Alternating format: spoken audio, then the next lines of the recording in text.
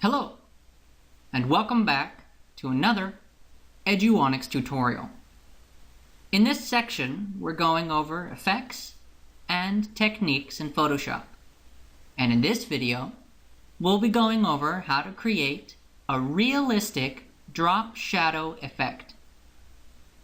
Whenever people cut out an object or person for use in their document, they often neglect the shadow that the object or person is casting. This is because they either don't intend to show the ground the shadow would be cast on, or because the object or person they're using came pre-masked and didn't include a shadow. Or they simply just got carried away with selecting their object and forgot to select the shadow with it. Whatever the case, there are plenty of circumstances in which you'd want to include your shadow. If you just paste your subject on a simple background like this, a shadow can vastly improve the effectiveness of the image. When a person casts an actual shadow, it gives the entire image a better sense of depth and makes it feel like a real, physical space. I have an image here of a woman on a plain white canvas, and I think it would lend to the overall quality of the entire image if she just casted a shadow on this space. Now, I could go in with my brush and try to paint where I might guess the shadow might be, but that would take a long time and probably not end up being accurate. So instead of drawing by hand, I'm just going to copy her actual body shape and use that for her own shadow. So I'll need to isolate her from this white background. To do that, I'll just go up to my Tools panel, right-click my Quick Selection tool, and pick the Magic Wand tool. Now this is a pretty simple background, so I'm going to go ahead and leave the tolerance at 32. And we'll just see how the Magic Wand tool does. I'll just click once in the background. Hey, not bad. I'm going to take this into Refine Edge to touch it up a bit. But before I do that, I need to invert my selection. To invert my selection, I'll just hit Ctrl-Shift-I on my keyboard. Perfect. Now instead of having the background selected, I have her as my selection. I'll just go up to Refine Edge to get a better look at my selection. So here, I'm going to do a few things. First, I'm going to turn Smart Radius on. This will just use more of Photoshop's automated features to help me refine the selection. Then I'll go down and bring the radius up to 20. This will let the background in a little bit and influence the image for a more natural looking result. Then I'll bring Smooth up to 15. This will smooth down those jagged edges and make it look less rough. I'll leave Feather alone, but I'll go down and increase the contrast to 20.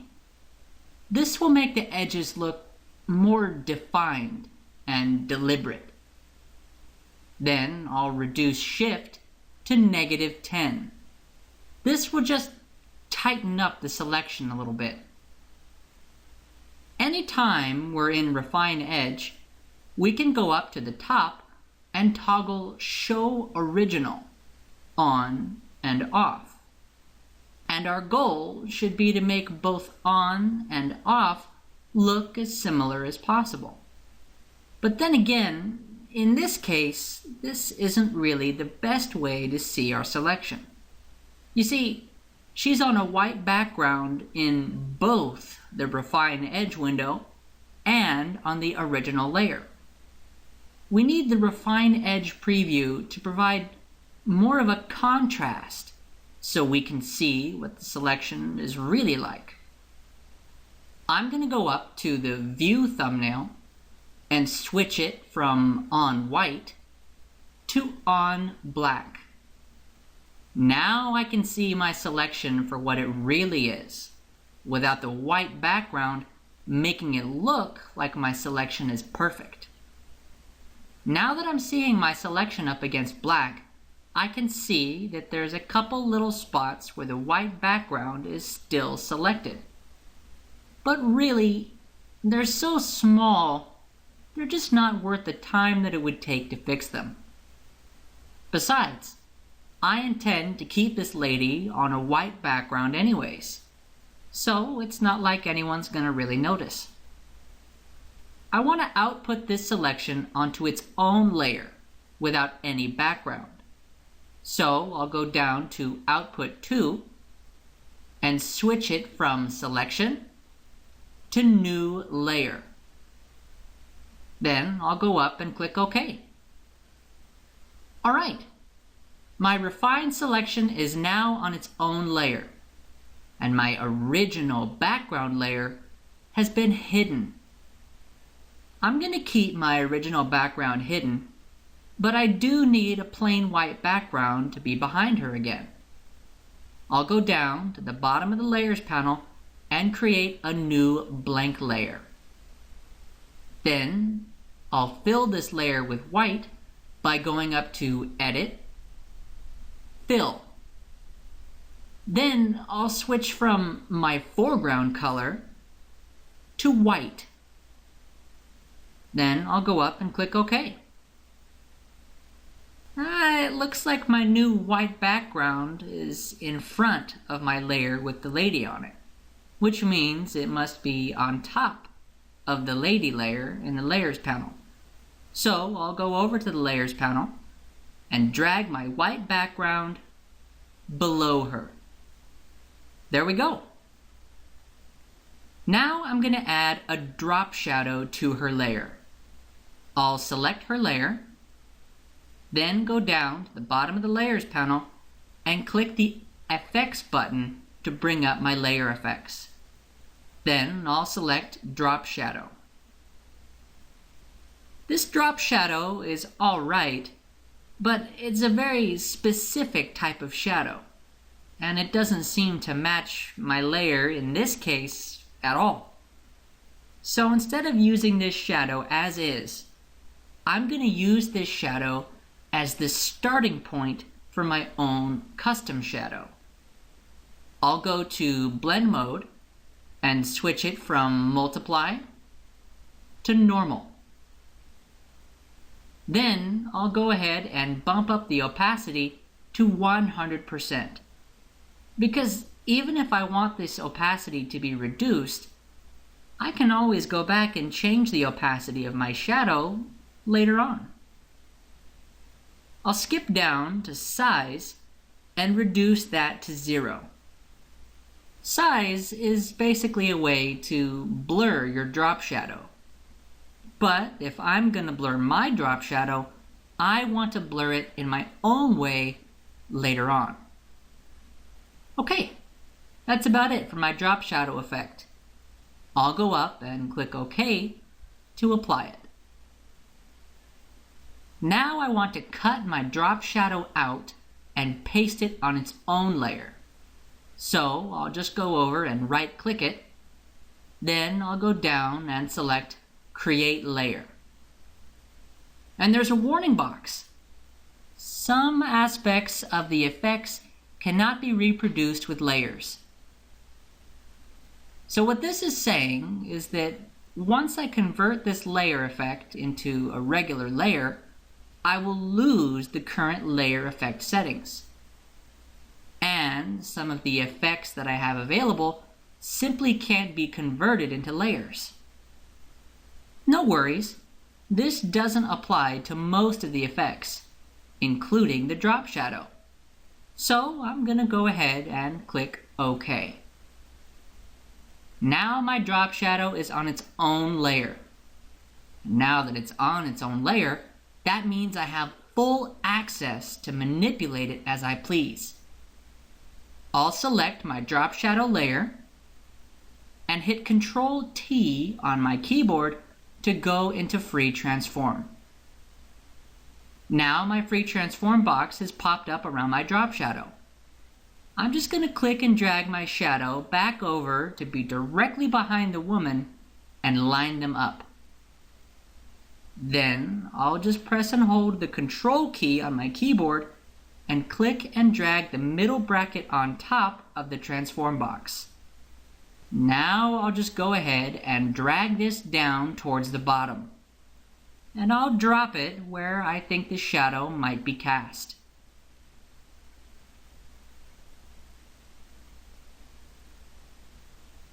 That looks pretty good.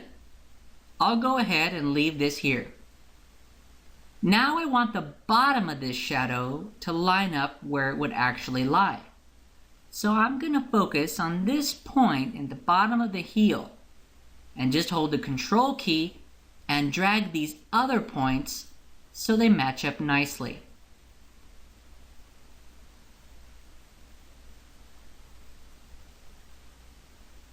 There we go. Not too bad. Now I'll go up to the other end of the shadow and drag those points to make it look a little more realistic.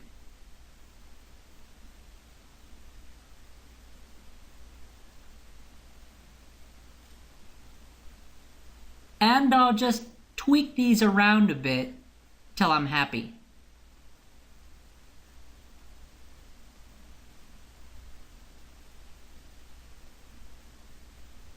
Okay, that looks pretty good. I'll hit Enter on my keyboard to commit this transform. So the angle of this shadow is looking all right. But shadows aren't usually pure black like that, and they sort of taper off in visibility as they get further from what's casting them. So I'm going to add a gradient to this shadow. I'll go down to the bottom of the Layers panel and click my Layer Mask button to create a new layer mask. Then I'll go over in the Tools panel and grab my Gradient tool. I'll just check my foreground and background colors, making sure that my gradient will be going from white to black. Then I'm just going to go down and click in the bottom of her heel. Then I'll drag out to the edge of her shadow's head. This is making it so that my shadow is most visible at the bottom, but tapers off near the top. But it's probably tapering off just a bit too much at the top. The shape of her head should still be visible. So I'll go over to my Properties panel to bring up my Layer Mask properties. Then I'll go up and drop the mask density down to 80%. There we go. Now the shadow tapers off, but not so much that any of it is invisible. Still though, shadows are supposed to be softer than this, aren't they? The edges look too sharp. They ought to be blurred. I'll go in the Layers panel and make sure that the regular portion of my layer is selected. Then I'll go up to Filter, Blur, Gaussian Blur. Then I'll bring the radius of the blur up to 2 pixels and click OK. That's looking better here in her heel. But shadows should get even softer as they go out. So I'll go up to the rectangular marquee tool, right-click it, and get my elliptical marquee tool. Now I want to make a perfectly circular selection starting in her heel.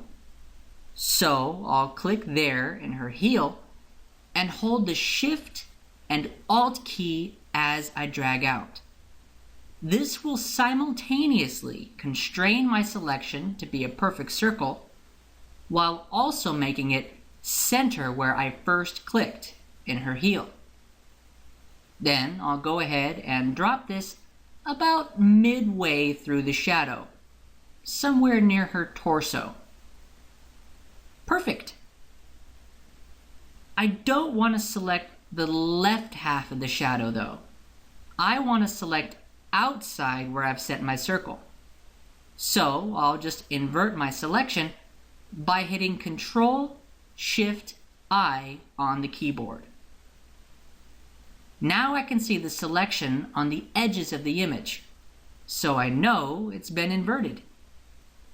Now I want to blur the selection so that it will be more blurry than the blur in her heel.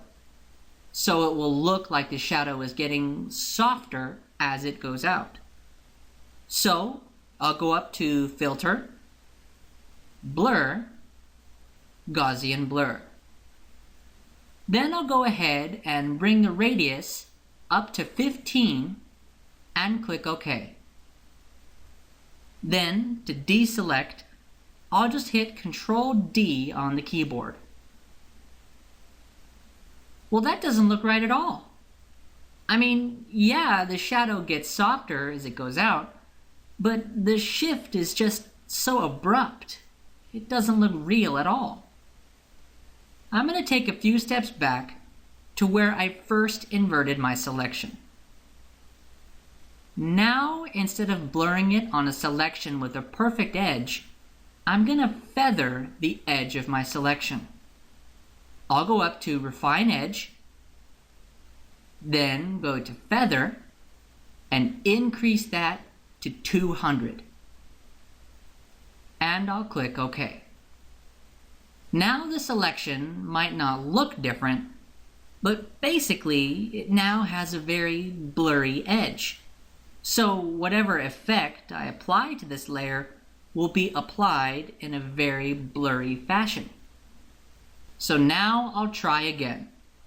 I'll go up to Filter, Blur, Gaussian Blur. Then I'll go ahead and make sure that the radius is at 15 again. And I'll click OK.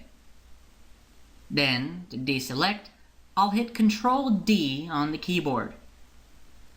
Ah, much, much better. Now the selection not only gets lighter as it goes out, it also gets softer and blurrier. One more change I'm going to make to this. The shadow still looks a little too dark. So I'll go over to the layer opacity and bring that down to 85%. Ah, perfect. Let's take a look at my before and after.